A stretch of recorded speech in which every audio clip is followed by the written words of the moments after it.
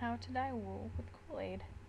I prefer to dye my wool once it has been washed, and I recommend coloring it either before carding or after spinning into yarn. First, take some wool into a microwave-safe dish. You can see some specks of vegetable matter here and there, but I'll be carding this later and finish that cleaning last. Take and fill the dish with hot water, making sure you push it down but not agitating it. You need it to be completely covered in water. You want to soak it for several minutes, around 15 minutes or so it's completely saturated. An additional step I take is to let it soak with a splash of vinegar, white vinegar, though most research I've heard says you don't actually need it if dyeing with Kool-Aid. The acidity in the powder with heat and natural fibers make the dye color fast. It won't bleed. This is not recommended method for plant fibers such as cotton though. If you choose to take the extra step of adding vinegar like I do, then drain it out after soaking and just refill with fresh hot water. That way you don't smell too much vinegar during the heating process.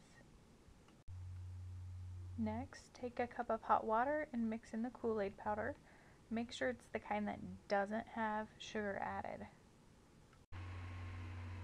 Pour the Kool-Aid mixture in, making sure to cover evenly and gently push the fiber into the water to be covered completely. Now I use what I call the fork method. Gently, I pull away the fiber from the side of the container and see how much dye remains in the water. When the process is done, the water will be crystal clear again. Now that you have the dye in with the fiber, covered in water, microwave in 3-minute intervals. Make sure to be careful and use hot pads. You will be getting the water very hot.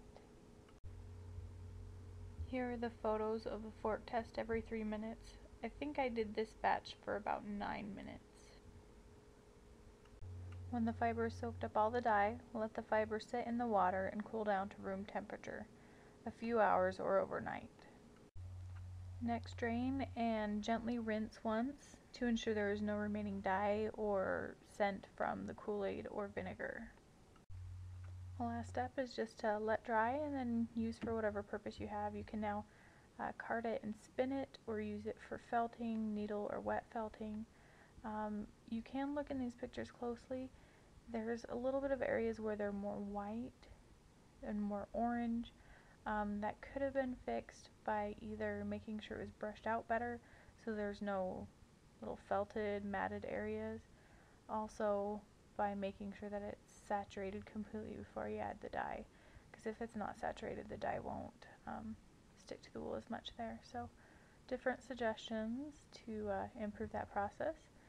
And I do want to thank you for watching my video, my fabulous Felty journey, and stay tuned for other methods that I'll be sharing with you.